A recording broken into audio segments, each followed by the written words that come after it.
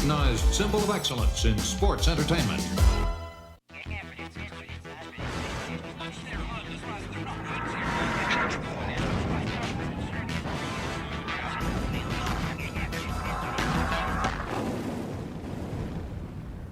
What's up, you pencil neck geeks? Welcome to the Wrestle Fetish Podcast. This is your boy, the Darkitect, speaking. Of course, we always have the medical expertise of the Dr. Tyler Limco. What's up, buddy? You know, just feeling healthy, doing a lot of medicine lately. Everything's great. I love it. Best day ever. And of course, we're joined by she's like out in the wilderness, it seems like, if you got the video, which you can find on our YouTube page, youtube.com/WrestleFetish. Miss Annie Cruz, what's up, love? Just trying to be one with the universe out here in the woods, you know, as you can see. I'm seeing northern lights, it's matching your hair. Yep. It's a whole vibe. It's a whole vibe. From vibe to vibe killer, we have the jabroni Josh Martin in the building. What's up, guy? Hello, everyone. I am the retribution of this podcast, and I will that's true. Get retribution. We can't go any further. That's why I'm rushed through the intros without giving a hearty happy birthday, 72nd birthday, and new father to be the Nature Boy Ric Flair, ladies and gentlemen. Maybe new father. They kind of tiptoed around that. Yeah, he kind of said that he didn't get Lacey pregnant on the last episode of Raw, which I'm very disappointed by myself. I just wanted to see, how old that kid was going to be to where Ric Flair would either kick the bucket or have to have a colostomy bag at his graduation. I kind of want to see like an Eddie Guerrero, Rey Mysterio, like who's the dad match, but like Ric Flair and like another old guy. I never need to see Ric Flair work again. So we can go ahead and skip that. But do you guys have favorite Ric Flair moments that stick out in your head? I like the when he would get all crazy and start elbow dropping his jacket. The famous one is on Nitro, where he gets completely in his underwear and just starts elbow dropping his clothes. Yeah, absolutely. Yeah, that stands out to me more than any like match or in-ring thing.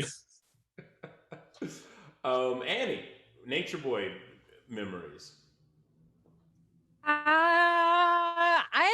I have no idea, dude, because even as a child watching wrestling, I don't really remember much Ric Flair back then. I mean, other than his, sweet promos, you know what I mean? That's pretty much. And this is that counts, right? His fucking promos. I mean, come 100%, on. 100%. Yeah. And this is why the Annie Reacts series that we're getting started is going to be absolutely amazing. There's a lot of stuff that, you kind of missed because of, look, we've been doing this nerd shit for a really long time. But this is a perfect time to talk about it. We're going to be catching up Miss Cruz on a lot of stuff that she may have missed in the past. And it's going to go on our YouTube channel, youtube.com/WrestleFetish, as I've already introduced. And we're going to start with fucking death matches. Because for some reason, AEW's doing death matches. So, with that being said, we put up a poll on Annie's Twitter, on our Twitter, on what death match that she should watch and react to. I think that the overwhelming winner was Cactus Jack versus Terry Funk. Yes. In the IWA. Majority rules on that one, by the way. Good Lord. So, be on the lookout for that. Go ahead and subscribe to the YouTube page. Very, very soon, Annie's going to be reacting to that match, and you can get her thoughts. And we'll put it out to all you guys in the future and vote on what things you'd like Annie to react to on our YouTube page. Besides that lovely, lovely shirt that you have on there, Josh, what are some of your Nature Boy memories that you really enjoy? I kind of have to go with Annie. All those old WCW, like the live television audience promos behind the counter, those are fucking legit great. There's not many that were bad. It was always amazing to see a grown man go completely unhinged. also, just the entire wasn't there like I might be wrong. Wasn't there like a feud with Ric Flair and Dusty? Yeah, of course. Yeah, like that entire that might be my War Games came about. yeah. Okay, that's what I thought. I was like, am I thinking of the right people? Yes. Like that entire feud might be one of my favorite feuds in wrestling. It was fucking great top to bottom, and just like two great fucking workers, fucking doing it on the mic and in the ring. I fucking love all of that. It was the perfect sort of juxtaposition of the not so in shape looking guy who's from humble beginnings, son of a plumber, versus the guy that everyone fucking despises, the guy with the Rolexes, the suits, the limousines, The kiss stealing, styling, profiling. absolutely, the fucking silver spoon in his mouth, and made it no secret that was his background. You know what I mean? And so, in a lot of ways, that was the groundwork for what later became, I think, the fans of Stone Cold Steve Austin. He was the blue collar working man's champion against Vince McMahon, the silver spoon having, millionaire who's running the company, who's trying to make him fall in line. I find in terms of Flair, there's a distinct difference because the promos are always great, but like the 80s promos where it's like, oh, he's probably coked out and he's this like gold medallion and the Porsche sunglasses kind of guy. And then the later WCW promos where he's just like golf pants and a polo shirt and he's like completely lost his mind. They're both great, but there's a subtle difference where one's like a playboy, jet flying, kiss stealing, wheeling, dealing, and the other's like a full-blown madman. The two best promos, one where I think is the middle point between, Little Loopy to Unhinged, is actually when he returns to Nitro after the Four Horsemen had been disbanded for quite a while, and then people have been begging Arn Anderson to bring back the group, so he brings them back. It's Arn, it's Mongo, it's Malenko, it's Benoit, and then they do this whole thing about the tradition and history of the Four Horsemen, and then they act like they forgot about Rick, and he's like, oh yeah, we can't forget about the Nature Boy, and then Rick comes out, cuts this super emotional promo about being back, and then Eric Bischoff interrupts, and Rick loses his mind, completely loses his mind on live TV. The ending of the promo is so like weird and awkward because there's no clear ending place because the fucker just keeps going, and it's amazing. It's amazing. And I know he likes to make people think his hair was blonde. I don't know about that. To me, his hair's always been white. He's like the youngest guy to have a full head of white hair. Oh, he's one of those people who looked 35 his whole life, even when he was 19 years old. If you look at the old Ric Flair photos, he looks like Dusty Rhodes. Like he's like pudgy kinda, and he has the big white hair. It's like really fucking weird. The other promo that I love so much is him versus Jay Lethal, where Jay Lethal is imitating him, and it devolved from promo versus promo to one man wooing at another man. Yeah. And it's two grown men yelling woo, woo, woo, woo, woo, woo, for maybe 10 minutes. It's the best TV you'll ever see. And that's the only time we're going to talk about TNA on this episode. It is crazy though, talking about like how insane Ric Flair eventually got. The late 90s WCW, when they would throw him and Piper, who was kind of in the same boat, like not making sense, just great at screaming nonsense. Sure. They would throw both of them on TV, non-scripted. That would never fly today. You can't, giving a live mic to two madmen is just like, you're right, it's too overproduced, it's too scripted now. We'll never see it again. So do yourself a favor, go look up some of those old Ric Flair promos. And of course, some amazing matches. Ricky Steamboat comes to mind, the trilogy that they had, his matches with Vader in 92, Terry Funk back in the old days when he first won his title against Harley Race. Of course, the Dusty stuff. he's basically in every War Games match there ever was, except for maybe a handful. Yeah, come on. What do you say about Space Mountain, the fucking oldest ride with the longest line? You got to give respect to the Nature Boy Ric Flair. Come on, the GOAT, one of the all-time greats. Yeah, I dare anyone out there to watch that Shawn Michaels retirement match and not shed a tear. For real. And I felt the same way when they had all the old timers dancing in the middle of the ring when Ric Flair and Roddy Piper won the World Tag Team titles when they were both like 68 years old. That's another one you should look up. Very entertaining. But anyway, aside from Ric Flair, because that's not what this episode is about, we're actually getting into internet heat and the age of the internet as far as wrestling is concerned. And we got the perfect person to talk to about that. But before we do, you guys got highlights of the week. A lot happened in wrestling this week. And Tyler, why don't you go first? Okay, so I wrote down, I regret it now, but I'm committed. I wrote my highlight of the week was Kenny Omega's fake hammering. Yeah. In that promo with the welding, he has this big exaggerated hammering on nothing. It's just a metal rod that he's hammering. And I don't know why I found that hilarious. I laughed for a long time while he was like, it was like almost Undertaker in those old promos where he would build the coffin. Yeah.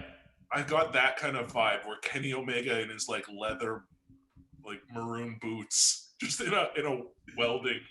Well, it's one of those things that Josh and I have talked about before, where there's so many hilarious things happening at once that it's hard to zero in on what's the best.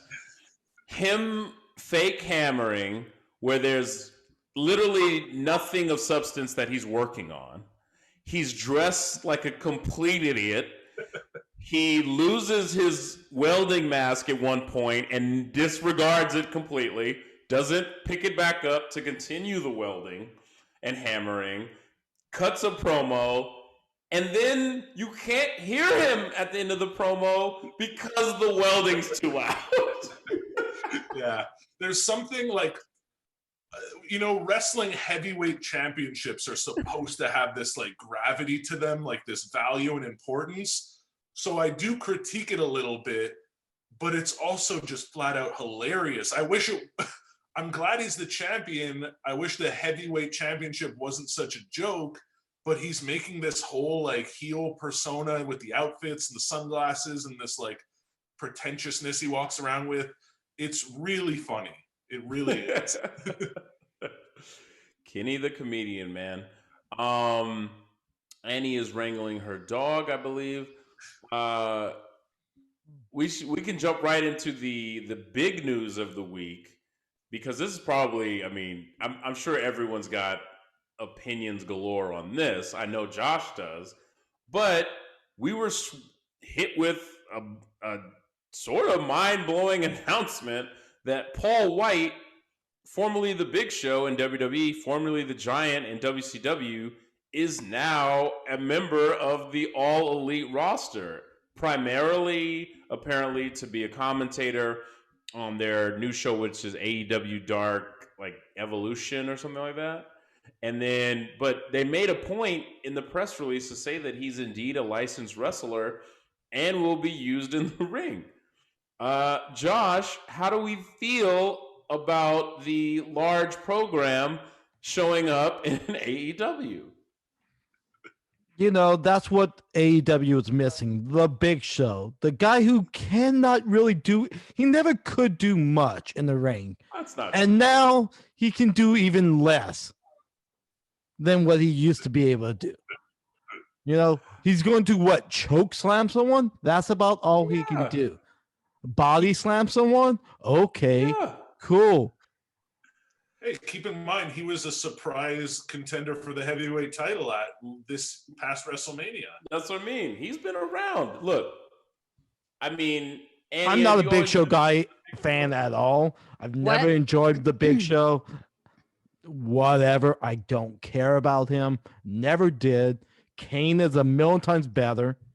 I mean, the fact that they keep showing him in these like weird, like off the rack suits, it's really weird. I don't want to see him like that. I didn't even can I be honest? I didn't even recognize him when they had initially put out that little image, excuse me, all over social media announcing that he was joining, and I was like, wait a minute, because he looks different with a suit on, as opposed to that. Well, in the ring. Apparently he's having a bit of a midlife crisis where, his Netflix show was canceled. WWE couldn't come to proper terms that he felt were the proper terms for him to re-sign with them. He never officially retired. They just sort of used him in weird spots from time to time. But come on. He is a charismatic guy. He is talented. He can talk. He was amazing on Saturday Night Live when The Rock hosted it. That was so many years ago. He's always been a fun guy who can talk. And I think that Brian Alvarez talked about on his show this week. This is an opportunity for a wrestling promotion to use the Big Show the way he always was supposed to be used, which is like Andre the Giant. Sparingly. You use him sparingly. He shows up every now and again when they need a special attraction. He doesn't need to go for titles. He doesn't need to be involved in big storylines. He can be the modern day 911, where when some shit's going on that we don't really like, he comes out and chokeslams them. Done. Why do we don't ever need to see him do a 20-minute match again or a fucking championship struggle, or we don't need any of that. To let him be an attraction. He's huge compared to everyone on that roster. I mean, he's going to make Lance Archer and Wardlow and all those dudes look small. And you don't want to see him wrestle Marco Stunt? Of course you do, Josh. Come on. No, but there's a big flaw in what you just said. Mm-hmm. Because he is with AEW. And do you remember when we got Sting?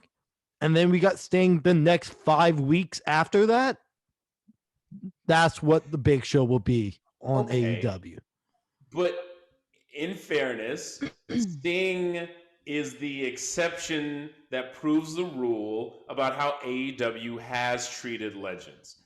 They've done great with Tully Blanchard, who is mind-bogglingly going to wrestle next week on AEW Dynamite. But whatever. Jake Roberts has been great. Arn Anderson has been great.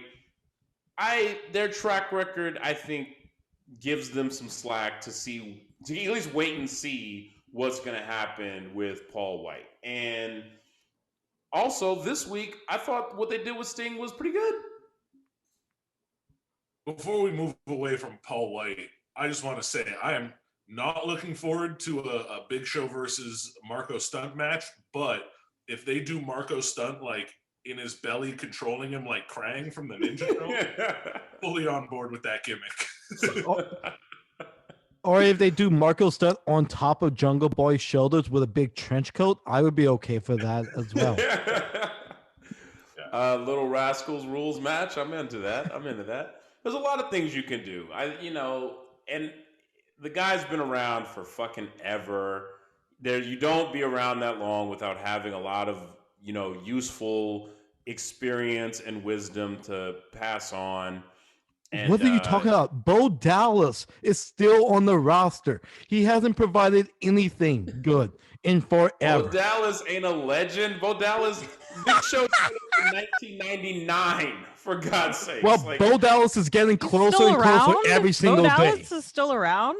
Bo Dallas. The B team? Is the B team still a thing? You want to find Bo Dallas, you go to a WWE event, you take a left at catering, the guy standing next to the fucking potato salad, that's Bo Dallas. That was going to be my highlight of the week, though. We've been waiting for Sting. They've given us so much Stockholm Syndrome with Sting about what he's going to do, that every little thing he's done now has popped me super hard. he when he first uses the bat, oh shit, Sting did something. Then we went right back to the same old shit. Then oh shit, he got power bombed, and then it went right back to the same old shit. This week he did like a flurry of offense for what felt like a good 15 seconds. He was definitely winded afterwards, but at least it gave me some hope. Like, oh shit, there could actually be like some Sting matches. Like he can move okay. You put him in tag matches with Darby, so Darby can do all the bumping around, and they can make something good out of this. I mean, look, has it been the same story every week where Team Taz talks some shit, Sting shows up, Darby Allin is there for some reason because I guess he's Sting's son now. But hopefully now that we kind of see what we have with the Stinger, we'll get a better idea of what's going to happen going forward. At least it makes sense more than Jason Jordan and Kurt Angle, because both of them are at least white. Yeah, for sure. Well, the funny thing is, if Darby Allin was Sting's son, that means Sting had him pretty late in life. That's how old Sting is. But I will say, I was impressed with that Stinger splash. I didn't think he'd get that much air. I didn't think it would look that good. For a 60-year-old man, like, that looked like a solid Stinger splash. Yeah, he did. Look, the Stinger splash was good. The what do you call it? Scorpion drop was good. Like, it remains to be seen if he can hold Brian Cage in a Scorpion Deathlock. But hell, I'll pop for it. Can we be honest and say that he looked better than the last days of Undertaker pre-cinematic match? We'll see. We definitely will see. I'll let Annie go with her highlight before I give mine. I have no highlights, man. No highlight? No, because like literally, I'm going to be real with you guys. I missed a lot of wrestling this week because I've been too busy with schoolwork. I was able to catch AEW when it was playing on the East Coast. And then the whole Sting segment, I completely missed all of that. So everything that you're talking about, I completely missed that because I went across the street to go grab some chocolate. Don't make fun of me. And when I came back, I asked my boyfriend, I was like, did I miss anything? Oh yeah, you just missed Sting. And I'm like, wait, did he do a thing? And I just completely missed that entire fucking thing. So I was like, all right, cool. And then I was able to catch, because usually I watch NXT the day of the podcast, but I watched it when it aired live. And the only thing I fucking even remember from that, there's so much, you guys. The only thing I remember from that is the closing with Adam Cole, low blowing fucking what's his fucking name? And I was like, all right, this is I'm all for heel Adam Cole. So maybe I'll go with that as my highlight. There you go. All for heel Adam Cole, baby. Our resident NXT Mark. Come on, talk about it, Josh. Highlight Karrion Kross. I'm still gonna call him Santiago because that's what I do. As the Escobar Karrion Kross match was fucking amazing. But yeah, Adam Cole is the best. I fucking love him. And my highlight is what's the kicker's name? Pat McAfee's tweet. He's a really, really, really, really bad guy.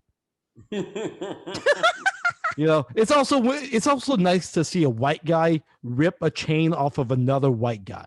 You don't get that often. Absolutely. And look, I'm with you, man. Very unexpected. I thought that for sure the story going forward was that Roderick Strong and Bobby Fish would be on Adam Cole's side and we'd get a heel Undisputed Era again. Not the case. They are like, Adam is rolling solo because he don't want no distractions looking for this championship against Finn Balor. And I fucking respect that. You know what I mean? Look. We never got solo Adam Cole in NXT. He kind of always had the era around him. So it's nice to finally see him solo where all the shine is on him only. I'm fucking all in on this. Especially if he beats Finn Balor at some point for the title, and it's him versus O'Reilly for the belt, that can be some shit that, I mean, you want to talk about match of the year candidate. it's not even in the works yet, and I'm already giving it 5 stars. Fuck you, Dave Meltzer. But, well, speaking of fuck Dave Meltzer, actually, our guest today, we were going to get into a whole preamble about our topic for the day, which is the internet wrestling community, internet heat, and how it's changed the business. But look, why even do that solo when we got who we got on the hook here, who's on the line already? Mr. Vince Russo is joining Wrestle Fetish, the fucking leader of the New Blood, the former WCW World Heavyweight Champion, the icon, the harbinger of nuclear heat. What else is there to say about this guy? The brains behind most of your favorite storylines in wrestling. And a lot of the ones you can't stand. You physically can't stand to watch or ever go back and watch again. But he's here with us right now, and we're going to get into it. Here's our interview and discussion with the legendary Vince Russo.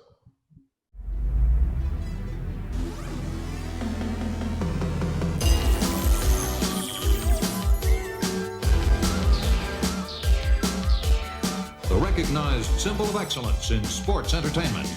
And there we have him, the great, the infamous, the notorious Mr. Vince Russo. Welcome to Wrestle Fetish, my friend. What is going on, Chris and ladies and gentlemen? It is good to be here. Very confused about the Wrestling Fetish channel. So confused about it that I wanted to find out more about it. So I thought I'd come right to the source, and here I am. Welcome, man. Yeah, go ahead, Tyler. We should give them like the history lesson of how we've come to be, I think, because we're only a handful of episodes in, and as you know, we've had Tony Khan on, we've spoken to Hacksaw Jim Duggan, and now we have the Vince Russo. So it's been an interesting start to this project. I would love to hear, because a couple of things. First of all, listen, I do a show on my Patreon, and it's called Better Call Khan. Okay. Listen, I want to make one thing perfectly clear. I don't know Tony Khan. Okay. Tony Khan seems like a hell of a nice guy. Everybody that works for Tony Khan seems to love him. Okay. But bro, I am an entertainer, and there's just too much Tony Khan gold that like I can't pass up. So it's nothing personal. I just find the guy and some of the things he says to be very, very entertaining. And as an entertainer, I have some fun with it. So of course, when I saw Tony Khan, who happens to own the Jacksonville Jaguars, a premier soccer league and a wrestling company, by the way, appear on a show called Wrestling Fetish, I was like, what the heck? And then I go to Wrestling Fetish. I see these very, very dirty pictures. Oh, that's not us. That's not us. Yeah. You might have went to the Twitter. The Twitter. I went, oh, that you're not that. The Twitter's not associated with you. No.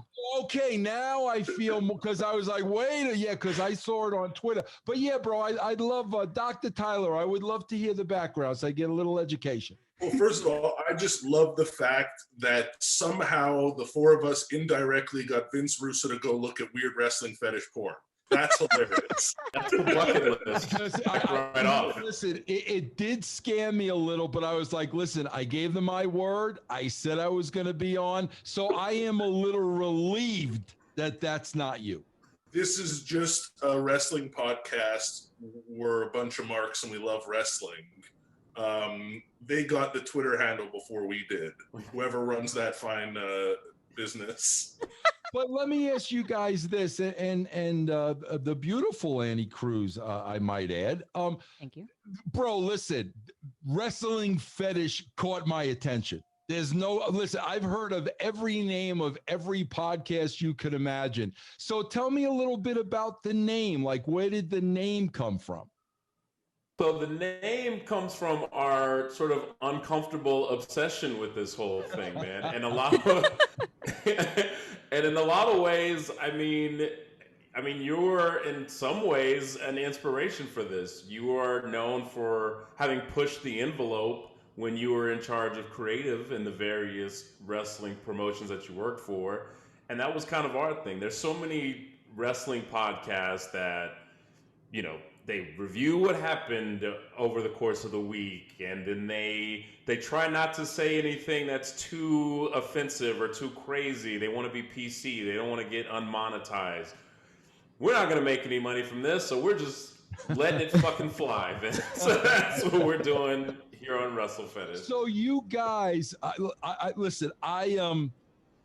Man, I got to be honest with you guys. I just turned 60 years old, right? Happy birthday. So Happy birthday. thank you very much. But when I look back on my 60 years, like I've been a huge fan of many, many things. Many things. I could go through my teens, my 20s, my 30s, but like I've never been obsessed by anything, like just anything, like a singer, a sports team, a movie.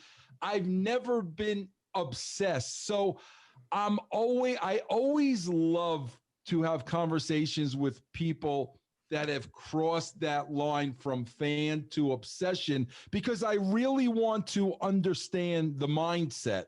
So would all you guys consider yourselves like, because that's let me tell you what my definition of mark is. I think my definition of mark is different from a lot of people, because like I'm a mark for a lot of things. By being a mark, I mean, like, if I support something, I'll gladly give them my money. When I support an artist or a singer or a team, I'll gladly give my money. I support them. But I think we kind of get to a dangerous status when we go from fan to obsessed fan.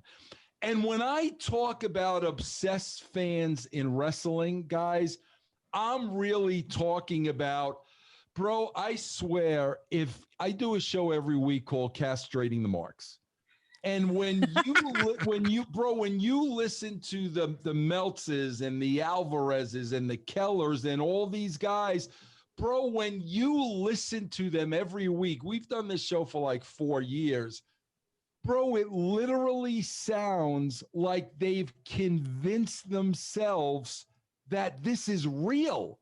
Like if somebody was tuning in for the first time, they would say, holy crap, like, do these guys think this is real? So to me, like, bro, if you think professional wrestling has somehow, some way become real, now you're totally obsessed.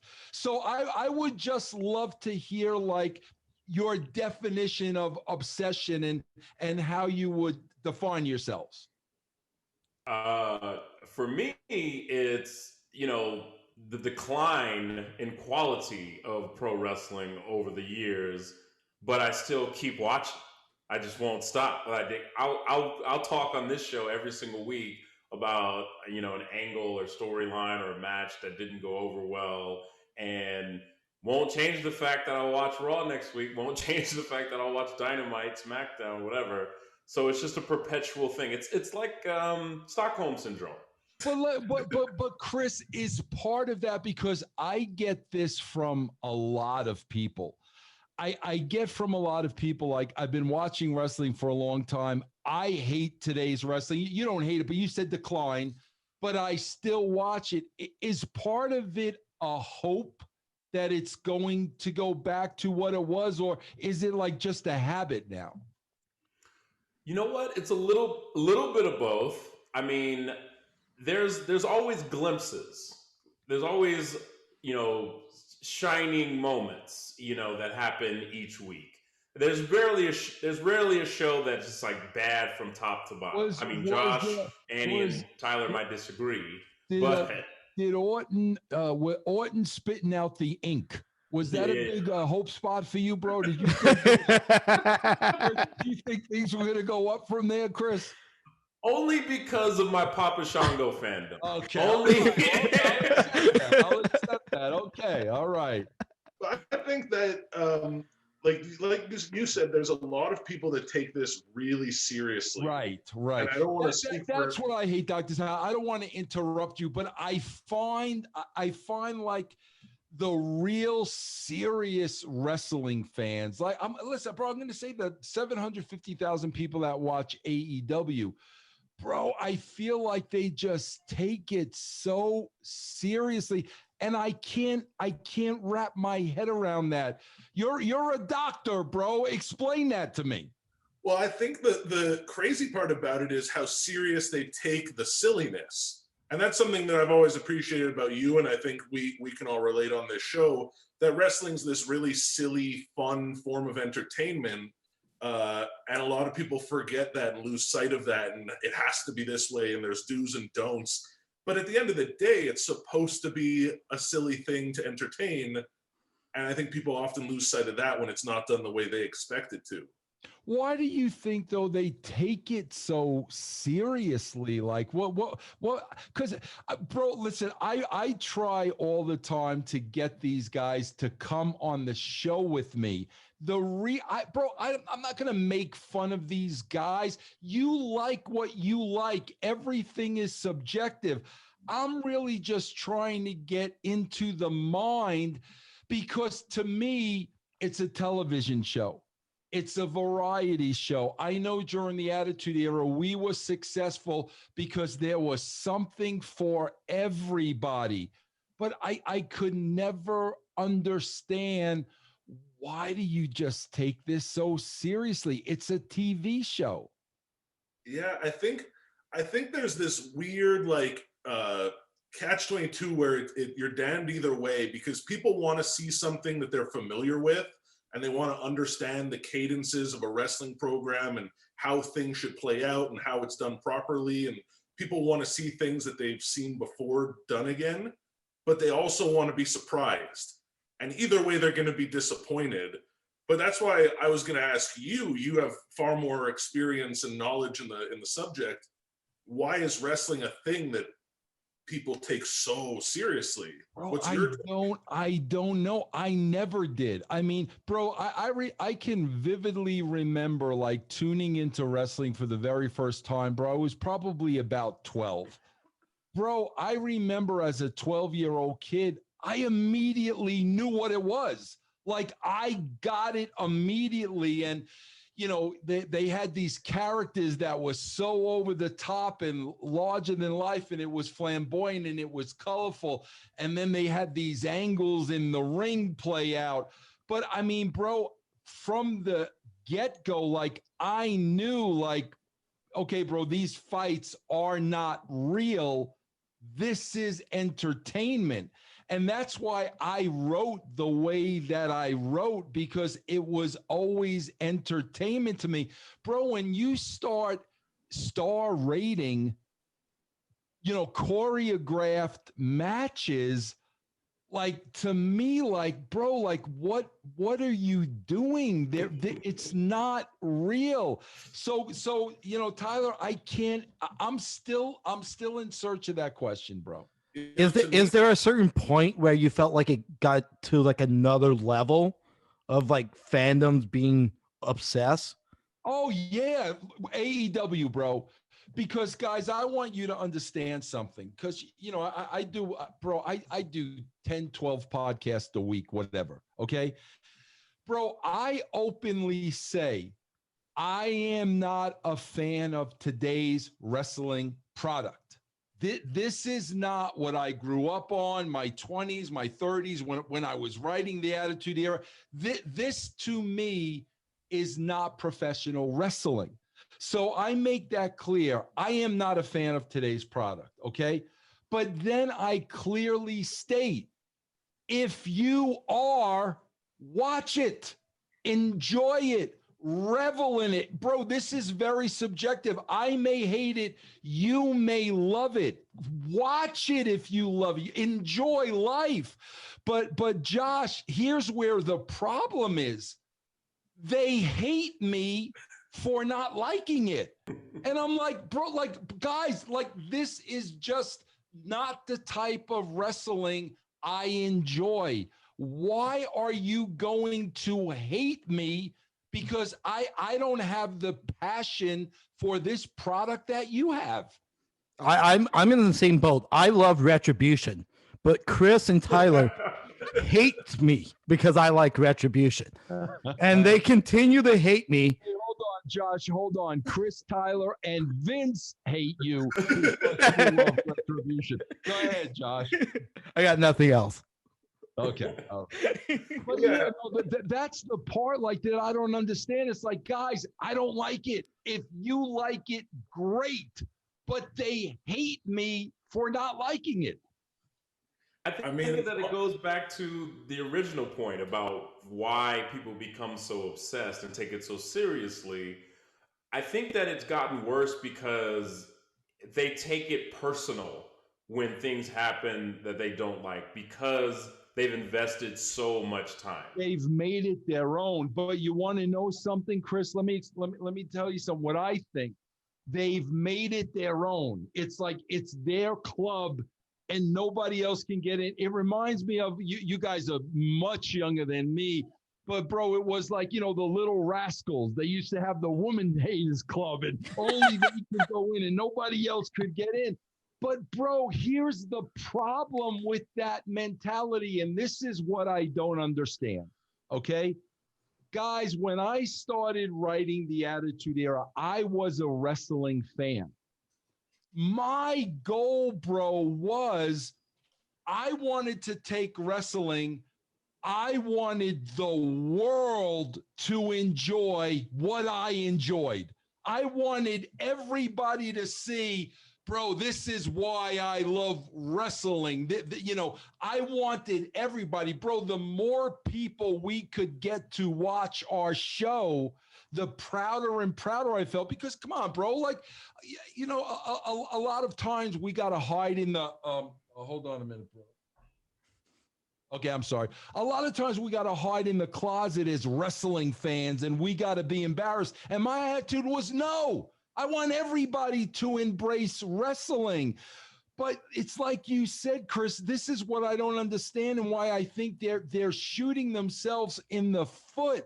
But by keeping it ours, and this is our baby, bro, you're limiting the product. And you're not opening it up to a mass audience where AEW can make more money, the wrestlers could make more money. I don't know what they get out of just making it theirs. And, we don't want anybody to watch this. This is ours. And if you say anything critical about it, you're going to be the enemy. Man, bro, I would just think they would want as many people to watch this as possible. And I think it's interesting because that's kind of the criticism I hear a lot about AEW, that they do a lot of inside baseball stuff where it's like, if you aren't a hardcore, right, wrestling indie Japanese fan, you have no idea what a lot of the stuff that they do, and it kind of limits what people get into. Would you agree that that's kind of their approach? Oh, bro, 100%, because they bro, I stopped watching AEW. But I just stopped like maybe about 3 weeks ago. I just couldn't watch it anymore. But it's exactly what you said, Chris. They bring people in and they just assume these people. Like on Castrating the Marks, Meltzer the other day when Kenta was on AEW, bro, he was talking like the next week they were going to do 3 million people. And I'm like sitting here and I'm saying, Dave, no casual fan in the world knows who Kenta is. They don't know who he is. You've got to tell us who these people are. I mean, bro, like they came out of the chute with, Kenny Omega and the Young Bucks. I mean, these were the top guys. Bro, these were indie wrestlers. Mainstream casual fans had no idea who these guys are. And again, bro, with me and wrestling, bro, I am all about business, because at the end of the day, it's about making money. And the more people that watch your product, the more money everybody's going to make all around. However, I do feel like, 'cause I'm an AEW fan, but I would never in a million years recommend it to someone who's a casual viewer, because I've compared it on this podcast in the past. It's like watching Game of Thrones. There's a million things happening and you have to know every detail about everybody and their relationships, and it's impossible. AEW is a product strictly for wrestling fans. Right. However, I feel like WWE has turned into a marketing company with some valuable licenses that they own. They're not doing wrestling anymore. I agree with you 100. It's not just AEW, bro. I agree with that statement 100%. And bro, this is what really saddens me. The fans lose. As long as the WWE can make these multi-million, billion-dollar third-party deals, with Fox and the USA Network and Saudi and Peacock, as long as they can make these deals, bro, they're never going to improve the product. There's no reason to. If we can make these billion, and bro, let's be honest. They're making that money on their past. They're making the money on what they built. They're not making that money on today's product. But I think the sad thing is, bro, as long as they're raking that money in, there's no reason to improve the product. I've said that forever.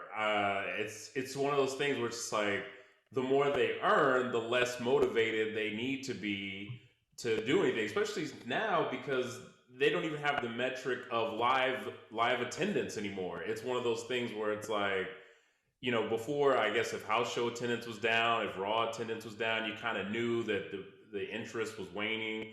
But now I see them lean on things like YouTube views, where it's like, well, this clip got 2 million views where Lana got thrown through a cake by Bobby Lashley or whatever the fuck it is, and it's like, see, so people are watching. And I don't know, it's definitely, it's the lack of enthusiasm and motivation, it sort of shines through, definitely. Chris, you know what bothers me about that more than anything? I am very critical of the WWE, bro. Like I said, not storylines. All that stuff is subjective. Bro, the talent busts their ass. They always do. The talent will, but they're blue collar workers, bro. The talent is not the issue. But my heat is with the, like you said, bro, lack of effort. When we were drawing those record numbers, bro, I know what it takes. I know what we were putting into every show. Bro, we literally were leaving our blood, sweat, and tears on the pages of that script. And this is the part that bothers me, and I think all of you guys can relate to this. Bro, you could be bringing in $50 billion, okay? Where's your pride? Like, where is your pride, bro, in putting out the best product you possibly could put out? Bro, you guys as podcasters, me as a podcaster, we do these shows. Our names are on these shows. Bro, we want these to be the best shows, whether there's 10 people watching or 1 million. It's our work. It's our name. I don't know what happened to their pride, where even if the money doesn't matter, how can you just put on such poor shows? I don't understand it, man. And it kind of, I'm sorry, Chris, it kind of shows, because there's guys like Finn Balor who went back to NXT. He's like, I'm probably making way less money with NXT, but I'm much happier wrestling and creating content for people, just because they seem to know what the fuck they're doing. Right. Yeah, I think that's a common thing in general nowadays with the separation between content creators who want views and likes and impressions and artists who want to make something good. Yeah. How do you feel about, because I feel like a major reason for this, new trend, let's call it, I think the internet, everyone's smartened up so much, everyone's so inside now that there is no more like portraying a storyline because of the internet. It's all just opinions. Like, do you think the internet has changed the way wrestling is delivered? Yeah, bro, I saw that happening. I mean, bro, I saw that happening like in the mid 90s. I mean, that's when the internet really started coming into play. Man, I remember when the WWE, when we first got introduced to AOL. I mean, I was there at the beginning. I was going to ask you about that, not to interrupt you, but because our main topic of discussion on this episode is like internet heat and like the internet wrestling community. And I've always wanted to know, because you were around when that shit started to blow up.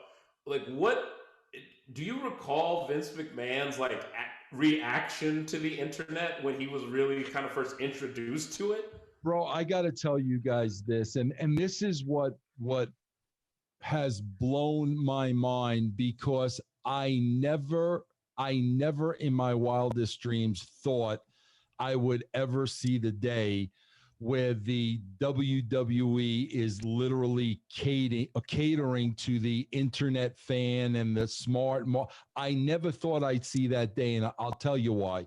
First of all, bro, when we were doing the Attitude Era, bro, this is how it worked in the WWE, so you guys know, because I think you guys will get a kick out of this.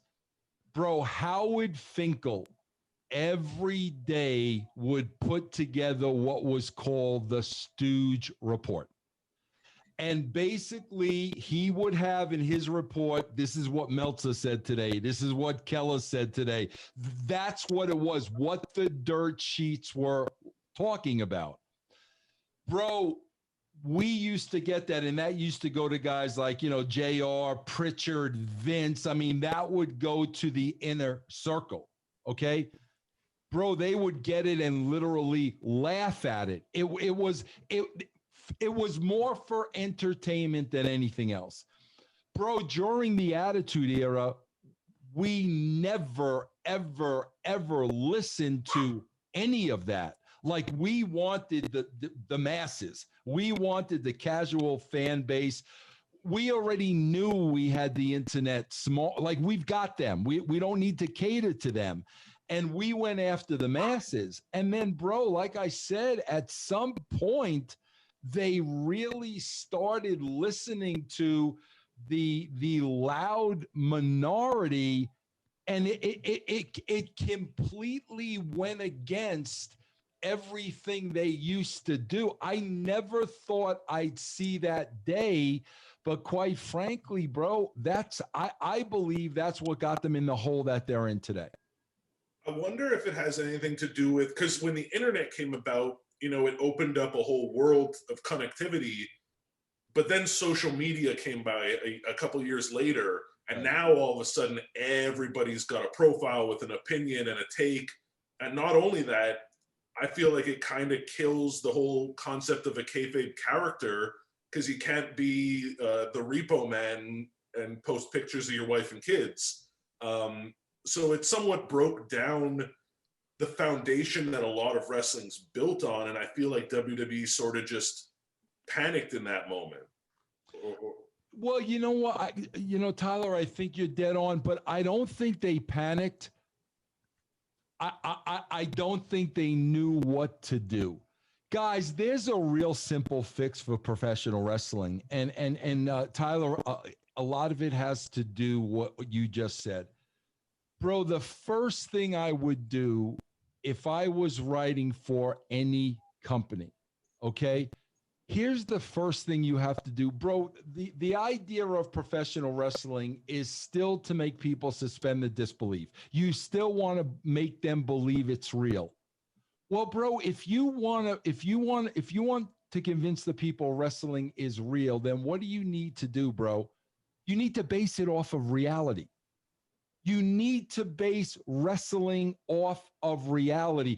Bro, I cannot believe what has gone on in the world. Like, just take since COVID, for instance. You know, bro, you had COVID, you had Black Lives Matter, you had, the storming of the Capitol building. You had so many unbelievable things happen that hopefully we'll never again see in our lifetime. Bro, all of them went ignored in the world of professional wrestling. Well, and I always refer to it, guys, as the wrestling bubble. These guys are all in this wrestling bubble of what happens in the wrestling world. Randy Orton spewing out black ink. But outside of the bubble, like the world we live in, bro, they're oblivious to it. Like they are absolutely oblivious to it. Bro, deal in reality. Like there is so much going on in the world that you are just ignoring. That's what they're missing. But you know what the problem is? So many people that work in this business have been inside that bubble for so long, they don't know how to make that transition. Like, you know, all of us say, bro, perfect example. You've got Black Lives Matter.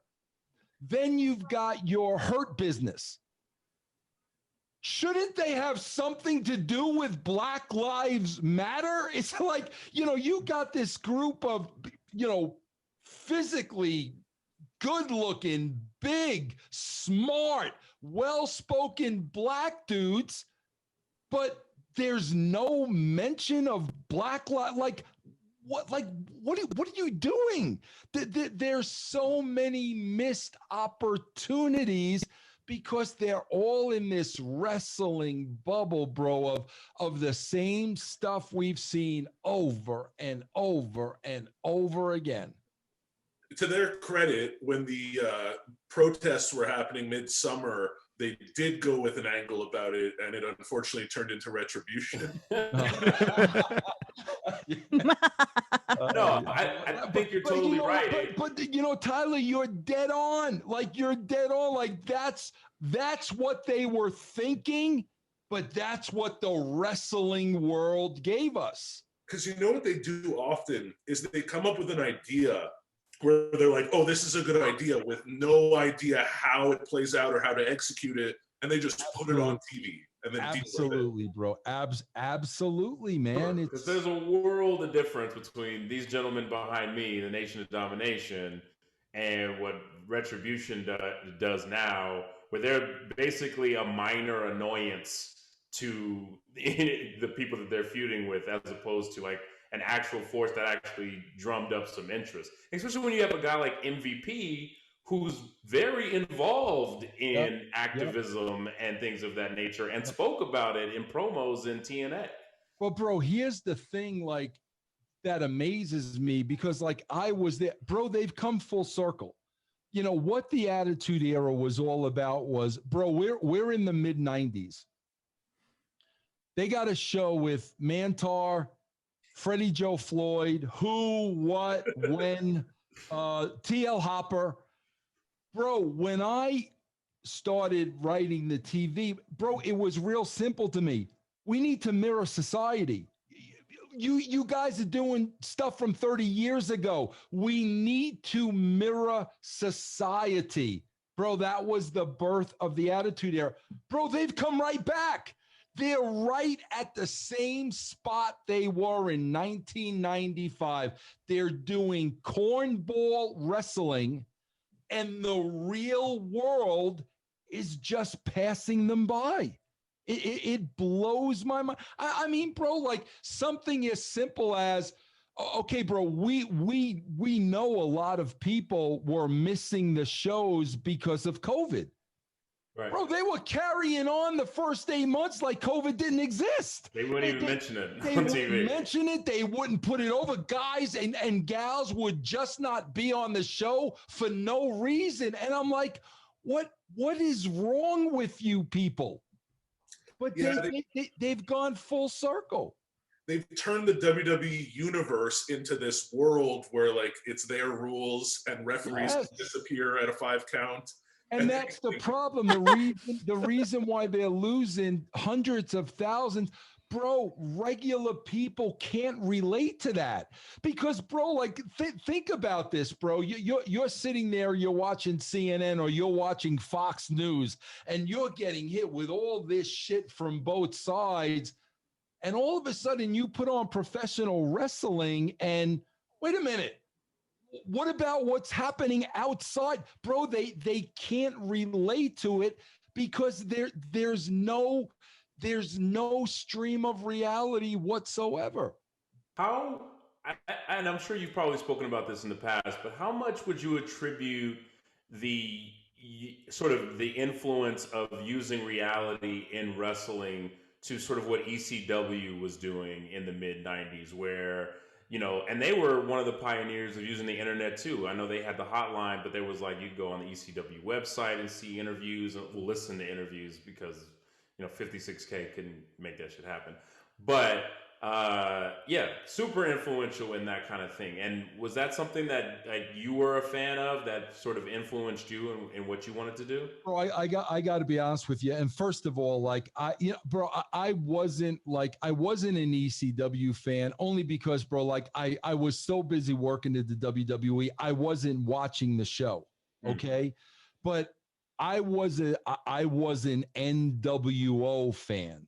And let's face it, bro, that is basic. I'll tell you why I wasn't really an ECW fan, bro. Because, bro, like when I would catch ECW, bro, literally, I probably watched 5 shows back then. The thing I did not like about it was I was like, bro, these guys are going to kill each other. Like somebody's, bro, I am not a fan of watching a show where the odds are great that somebody's going to get hurt. I don't want to see that. So you're not looking forward to the exploding barbed wire match. Yeah, I am not. I am not. So like that was the aspect of ECW that I didn't like. But NWO, which was pretty much the same thing without, the light bulbs over their head and the barbed wire and the this and the that.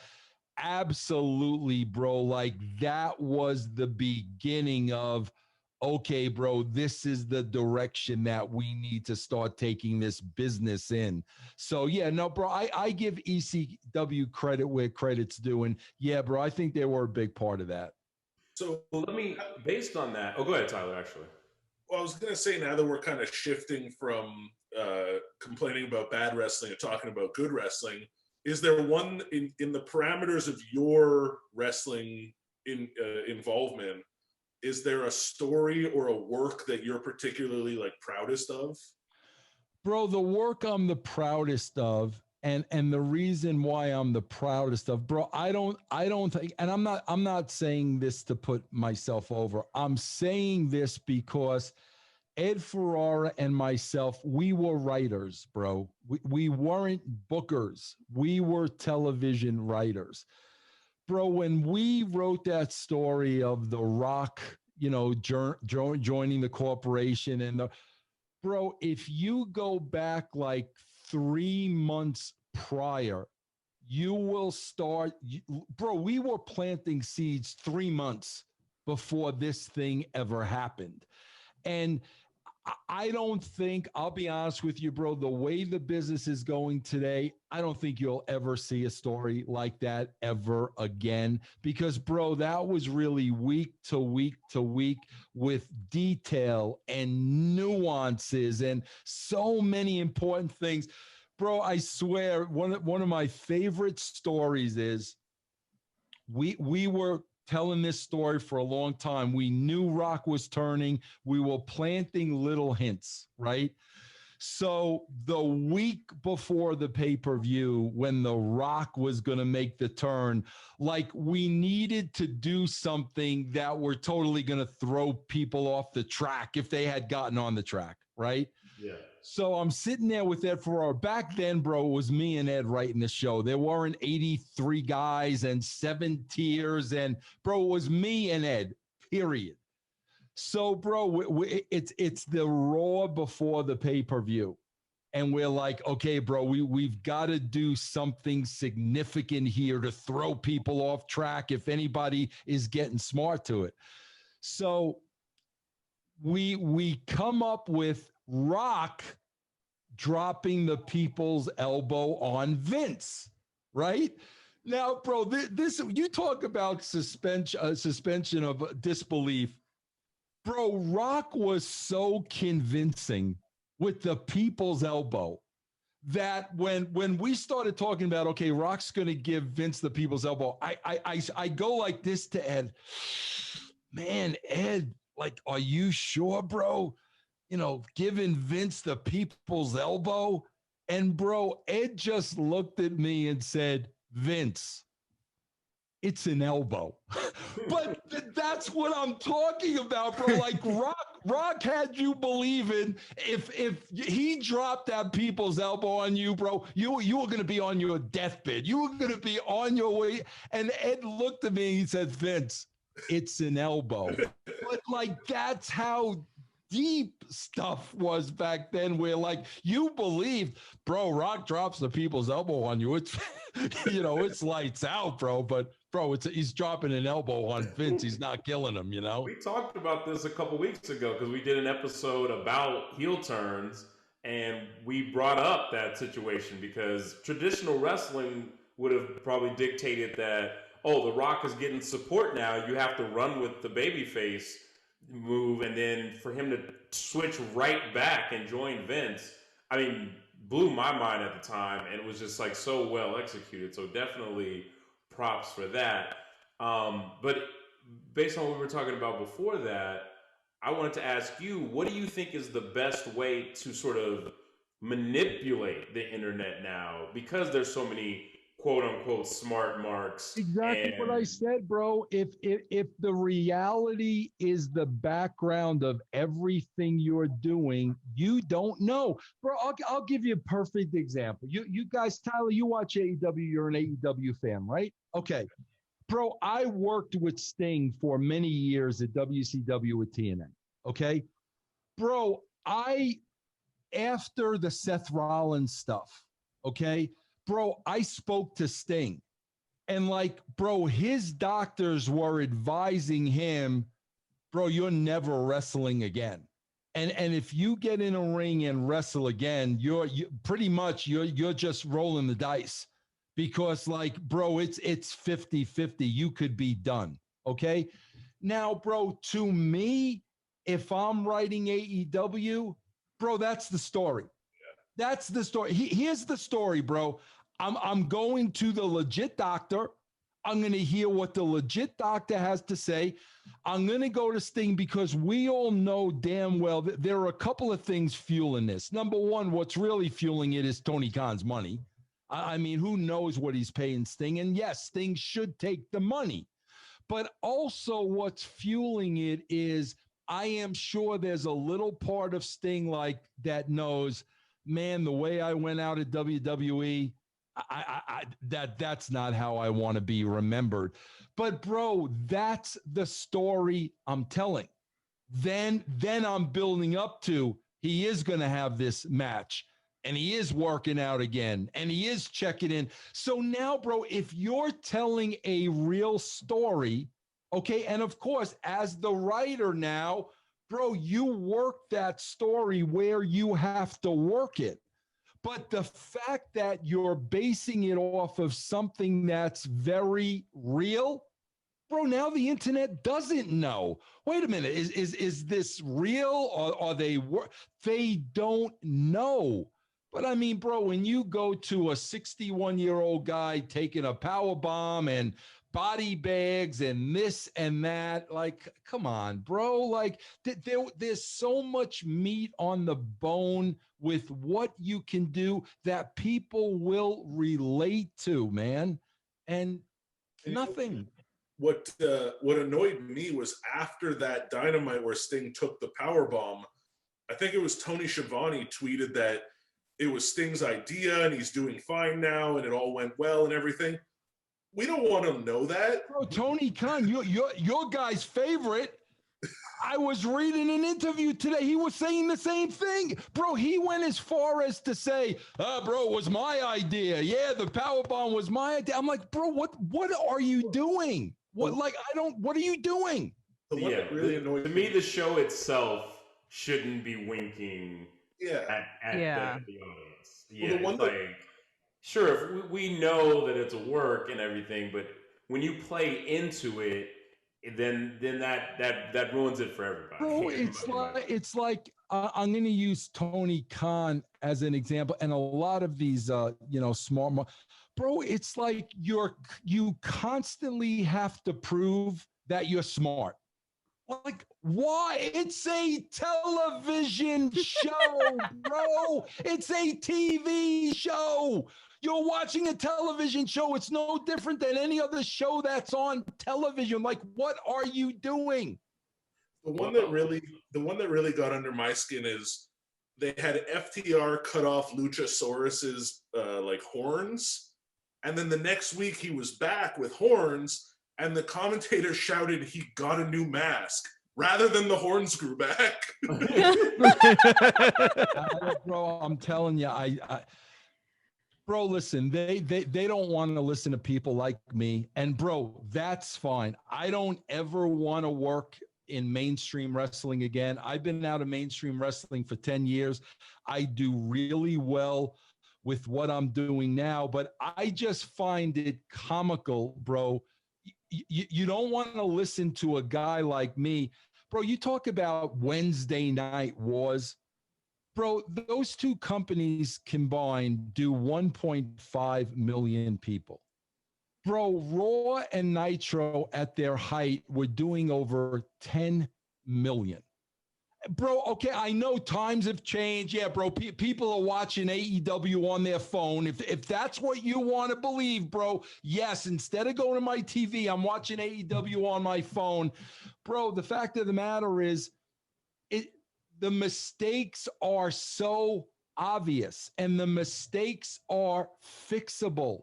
They don't want any help. So, bro, knock yourself out, man. And I think the issue is there is mistakes being done on AEW side, but they're so like, we're better than WWE, so we make no mistakes. We're perfect because our super fans love what we're doing. And it's like, you can still have fans and make mistakes at the same time, you know? And it's just like, I'm not a big AEW guy. The Young Bucks are the worst tag team ever. I fucking hate them. But it's just like, dude, it's okay to admit when you're wrong. And I think both companies, WWE and AEW, they never like to admit when they're wrong ever. And it's okay, because that's part of reality. People are wrong. You survive and you get through it. And Josh, you make a good point, guys. We just had this on last night on Castrating the Marks. This is the perfect example. I'm going to go back to the friend of the show, Tony Khan. This is where I wish I could just have a conversation with him. Like, bro, the guy hates my guts.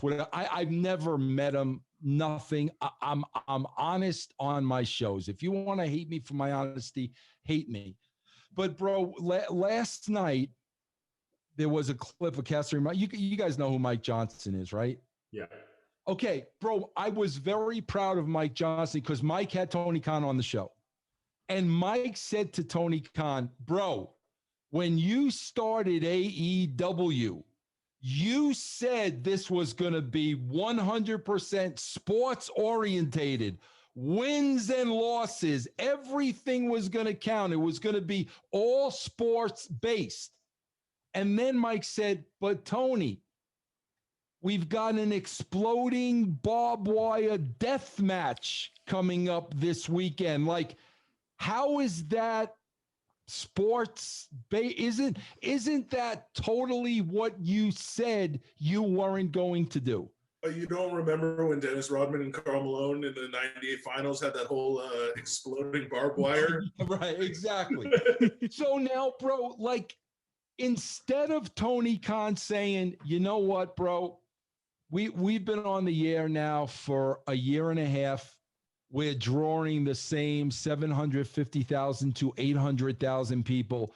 Bro, we really need to expand that audience. We need to be trying new things. Instead of saying that, bro, he goes into this 10-minute soliloquy of how a exploding barbed wire death match is really sports oriented. And I'm like, bro, like, just say you were wrong. Just say, bro, we need to expand our audience. We've got to try new things. Some people like explode. Just say it. But to try to say, oh no, bro, like when you take the barbed wire away and the death away, you know, this is sports orientated. Bro, you sound like an idiot. Just say, bro, you know what? That's what we thought we were going to be. We need to expand our audience. Just say that, bro. Everybody makes mistakes, but when you try to just make excuses, bro, you just lose all credibility, man. They tried to get women fans by having a Mimosa Mania match. I'm not sure if that worked yet. Was that? Oh, yeah. Well, I don't know. I don't know. And they have, I kind of think at times WWE does the opposite, where they know the fans will hate it, but think that like they torture you to the point to where once they stop torturing you, you have this catharsis of like, oh, thank God that's over, and you convince yourself the show is good. I call it the Baron Corbin effect, where it's just like he was on TV for months, just owning TV time, months and months and months. Then when he finally wasn't, we all just had a sigh of relief, like, oh, thank God. And now I think that's kind of what they're doing now with The Miz winning the championship, where it's like the internet rage went like nuclear, and they're like, oh, we got him now. As soon as The Miz isn't the champion anymore, everything will be fine. Yeah, sometimes it's hard to tell the difference between things that people hate and heel heat. Yes. Yeah. But bro, I will tell you what will never change. And bro, they can poo-poo on it. They could say whatever they want. Bro, what's never going to change is the ratings should dictate everything. That is really the only measure you have. Guys, we would get minute by minute ratings. So you actually see when the people are tuning out. So we would take those ratings, bro. If we see Wrestler Ray is in the ring and all of a sudden the ratings go south, well, maybe we need to start eliminating Wrestler Ray. If all of a sudden Wrestler B, we play to the ratings. I mean, we literally let the ratings dictate to us. And what are the ratings? The ratings are the fans. So at the end of the day, the fans, what they liked and what they didn't like dictated the show to us. Bro, that's why the ratings grew. We gave them more of what they wanted. We took away what they didn't like. Bro, it's simple math. Those numbers dictated everything to us. But I look at today's shows and I'm like, I don't even know if they look at the numbers. Well, the really scary thing is I watched a weird feed of SmackDown a few weeks ago where you could hear the director talking to the people in the Thunderdome, like all the people watching at home, and they're just telling people when to cheer and what to do and how to react. There's no fans. There's just people acting for them. Yeah. That's the whole thing. Nothing's organic anymore. The promos aren't coming from anybody. The characters aren't organic. It's all just overproduced. Yep. That's a great word to use, Chris. Organic, bro. Wrestling is at its best when it's organic. It really is, bro. When you just let things play out and just go with the flow, man, that's when wrestling is at its best. And I agree with you, Chris. I don't think anything is organic about today's product. Well, there's the light at the end of the tunnel. We got Shaq and the Big Show in AEW. There you go, bro. The match we've been waiting for, bro. I have a question. It's less about wrestling and it's more about Vince Russo. You do a lot of content, a lot of podcasts about wrestling, and it's as we've discussed for the past nearly hour, it's not that great these days. What's that like? Is that a challenge? Like No, bro. Listen. Like I said, man. I just turned 60 in January. And bro, when I hit that 60th birthday, I made the decision. I'm not going to do anything I don't enjoy anymore. I don't know how much time I have left on there. I'm 60, bro. Like 70 is right around the corner. I'm not going to do anything I don't enjoy doing. Bro, when I turned 60, I eliminated SmackDown and I eliminated AEW. Bro, the only reason I watch Raw is because I have third parties that pay me to watch Raw. So like I get paid good money to watch and critique Raw. But everything else, bro, I'm not going to waste my time watching it anymore. I'm just not going to do it. I'm glad the Wrestle Fetish podcast made the cut of things you want to do. Now, bro, let me ask you guys a question. Like, bro, I was just so mesmerized by this because, again, it's like, bro, Tony Khan owns the English Premier Soccer League. He owns the Jacksonville Jaguars. He owns AEW. But he's coming on your show. No offense, it could be any show. It doesn't matter. Literally, he's coming on your show to defend his booking against something Conan said. And I'm like, bro, like, isn't there a draft you should be preparing for? Or isn't there a combine how did that come about? Like with him coming on your show? I'm just curious. Well, first of all, we find it as funny as you do. Thank you for helping us get the joke over. But I think, Chris, you ran into him somewhere? Well, much like we talked about and not giving away too much kayfabe, a great magician doesn't tell their tricks. I will leave it at that. I'll respect that. But I just found that fast. Bro, not for anything, bro. The Jacksonville Jaguars were 1-15 this year. If I'm a fan of that team and I'm hearing him talk about Conan knocking his book, I'm ballistic. Bro, if he was in the New York market, they would be hunting this guy down with torches, bro. Like, bro, seriously? Although I find the story of how we booked Tony Khan less interesting than the story of how we booked Vince Russo, who just talked shit about it and then felt guilty. Very much so. Very much. No, I was real curious about the name more than anything else. I was very intrigued by the name, and I am very relieved that you are not associated with that Twitter. Very. Well, our whole thing, man, is that, you know, we always want to just hear everybody's side of it, you know, as honest as humanly possible. What we do like about Tony a lot is that he's very passionate about what he's doing. He's definitely a big fan like the rest of us. And I give them a lot more slack than I do WWE because, I mean, they're newer, they're younger, they're babies in this game, you know, obviously. If you look at that roster, there are no babies on that roster anymore. I mean, just a bunch of old guys. Turn the average, you know, age up a little bit for sure. But, you know, competition is always great. I'm glad that it's happening. I'm hoping that his comments on Conan were more of to stoke the fire so that when we see more AAA crossover with AEW, that kind of plays into it. Because that goes back to what we were saying. It's like, if you're going to base storylines in reality, you know, that's a good way to do it. Somebody says something about you on a podcast. All right, feed into it. You know what I mean? And see how it goes. But, dude, amazing having you this whole hour. Yeah, that's cool. No, bro, listen, guys, I'm a lot older than you guys. Okay. But bro, I can tell you, like, the way I was raised, bro, like when your elders spoke, like you kind of shut up and listened.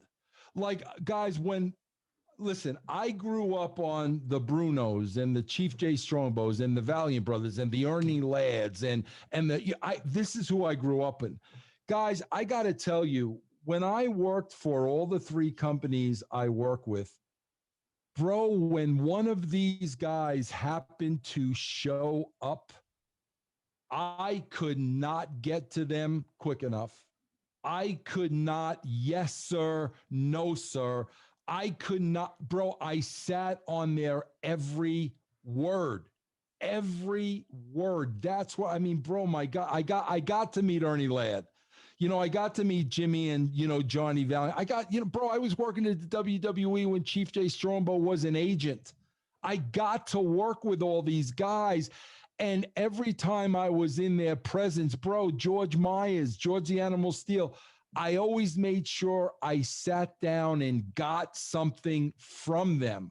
I really did, bro, because I wanted to keep this thing going.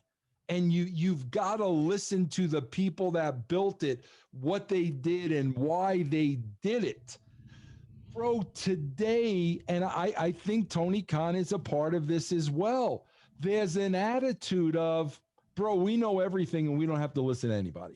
We know more than you'll ever know. And I'm like, no, bro, you don't. And like, there are people that actually want to help you and can help you. But bro, when you have the attitude like, well, yeah, bro, I booked a fantasy league when I was 13 years old. I know what I'm doing. Bro, when you have that attitude, you know what, bro? You're going to fall flat on your face. Nobody's going to feel sorry for you because there's a lot you don't know and there's a lot you can learn. But when people try to, give constructive criticism and you don't want to hear it. Guys, one thing I used to love is I got to work with promoters from around the country. Like I got to work with Jerry Jarrett. I got to work with Bill Watts, the Jim Cornettes, the Jerry Lawlers, Eric Bischoff in Minnesota.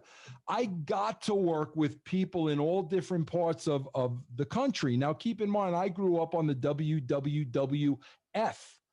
But, bro, I used to sit there and listen to them because they did things a certain way in Texas. They did things a certain way in Minnesota. In the Carolinas, they did it this way. But that was the whole idea, bro. I wanted to kind of take all this in and like understand everything. The feeling today, bro, is they know everything and don't want to hear from anybody. And I'm like, bro, that's fine. Then continue drawing 750,000 people to your show. And I think I think you just said it. Time's gonna tell. As time goes on, and if the numbers don't change, they'll have to try a lot of different things. And in fairness, they have a staff of people who have been there, done that. Arn Anderson, Dean Malenko, Jake Roberts. All these great wrestling minds back there at AEW, which I honestly feel like kind of is the antithesis in WWE, where like a lot of those guys, Pat Patterson sadly passed, Briscoe's gone. A lot of those people are gone in WWE. And so, yeah, I think it just kind of needs to play out. And then, maybe they'll look back in order to. Well, yeah, but Chris, listen, let me tell you something. What you just said, I started experiencing this in TNA, bro. It had to be sometime around 2007. Okay, where these new crop of young wrestlers were coming in, bro. Up until that point, the business was built on respect. All the guys I work with, I respected them as workers and their craft and what they do. They respected me as a writer. Somewhere about 2007, 2008, these crops of new kids started coming in. And bro, I'm telling you, the minute I started having, conversations with these kids, I found out quickly they knew more about booking and writing than Vince Russo ever would. So, I would try to work with them. They had the attitude. So, bro, it would get to the point where I would say, you know what? Go out there, do whatever you want to do, because at the end of the day, you're never going to get over. So go do it. I'm not going to sit back here and argue with you. Go do it. Chris, all those guys you're talking about at AEW, okay, that has happened to. I guarantee you that has happened to. And, you made a statement that, well, you know what, bro, like over time, they'll learn. Yeah, bro, but you're alienating people. And when you finally wake up and realize, shoot, man, maybe we should kind of talk to some of these people that did it before us, you know what, bro, it may be too late. And I think a lot of that has gone on at AEW where, bro, they got greats working back there. JR, forget about the Tullys and the Arns and the Jakes. Freaking JR. JR has gone on record as saying they don't listen. Because JR is the only guy that will do that. JR could care less. He's going to tell you the way it is. JR has criticized the product while commentating on the product. It's the most entertaining part of the show. But my point is, Chris, yeah, bro, they are going to find out, but they're alienating a lot of people along the way that could help. Well, we will definitely see what happens, man. We definitely will see what happens. And we definitely will see what happens once this episode drops, because we just need Jim Cornette to get the Infinity Gauntlet of wrestling podcasters. There you go. You got it. We're making it happen.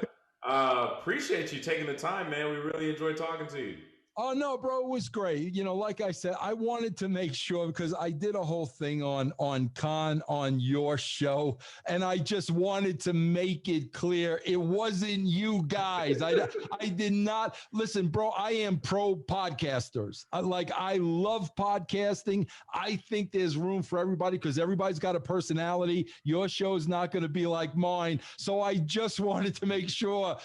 Bro, there was nothing against you guys. I just can't believe, bro, your team just finished 1-15 in the NFL. Like, what the freaking, go to high schools and scout football players, do something. But so I wanted to make it right with you guys, and I'm glad you gave me the opportunity to. It's all love, that. Man. It's all love. Chris sent a text to the group thread saying, check this out. Vince Russo talks shit about us for 10 minutes.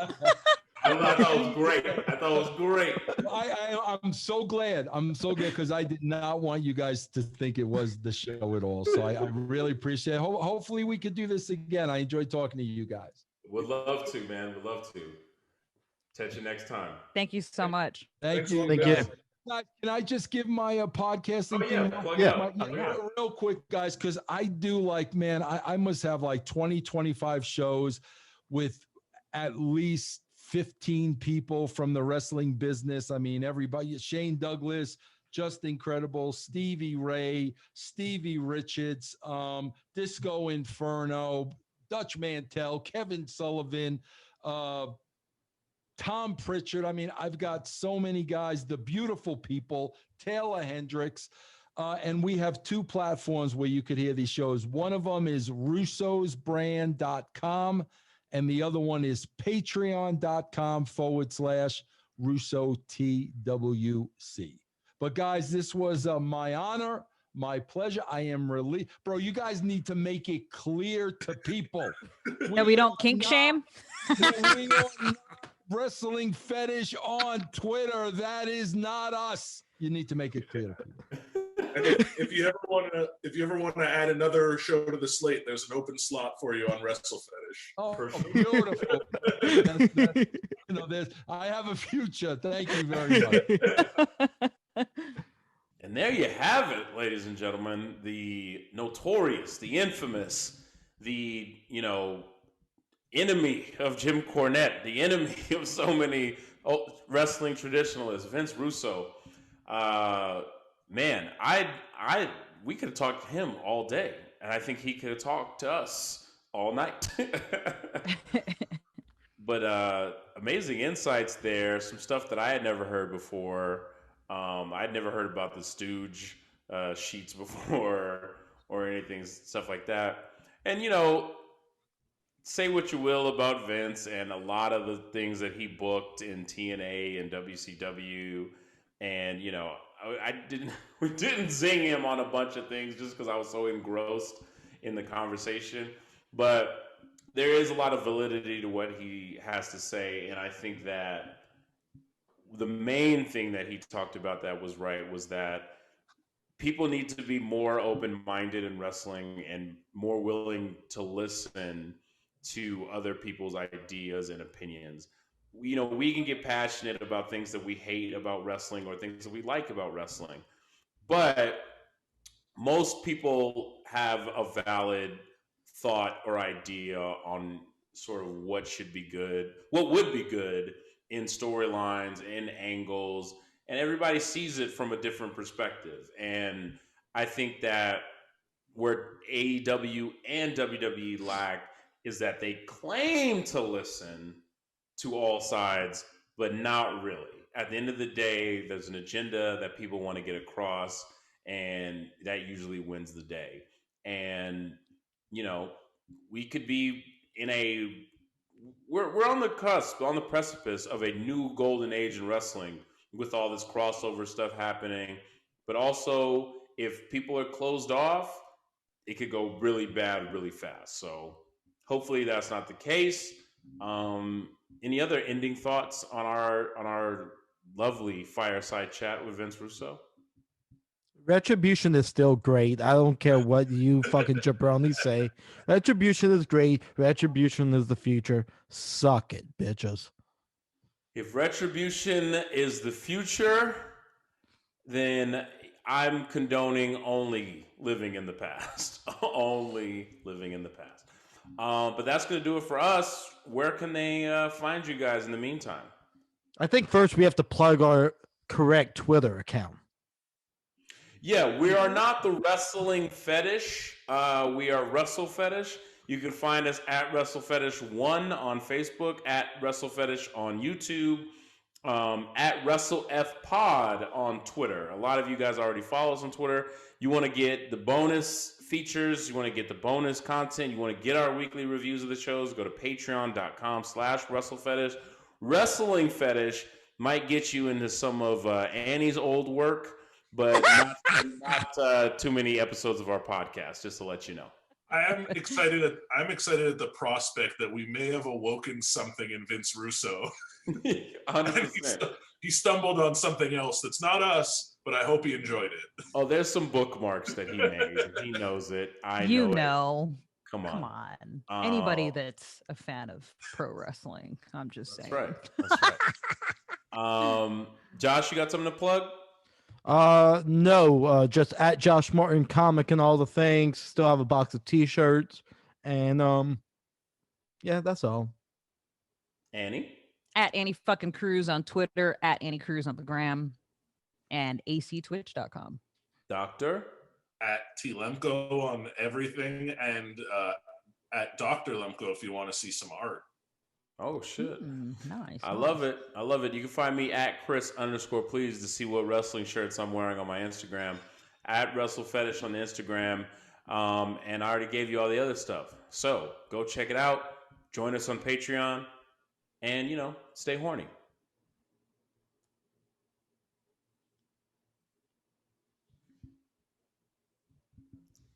For wrestling.